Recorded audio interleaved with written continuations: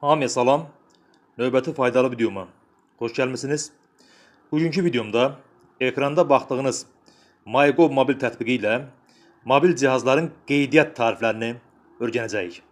Bunun üçün MyGov mobil tətbiqinə daxil oluruq.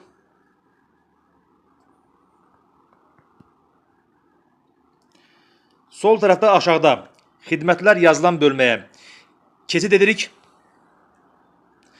Sol tərəfdə aşağıda üçüncü rabitə yazılan hissəyə keçirik. Baxırsınız, mobil cihazların qeydiyyat tarifləri yazılan hissəyə keçirik. Deməli, burada bu nə deməkdir? Siz ölkə xaricindən telefon almaq istəyirsiniz və qabaqcadan həmin telefonun deməli, qeydiyyat tarifini Azərbaycanda olan mümkün, yəni dövlət rüsumu nə qədərdirsə, yəni qeydiyyat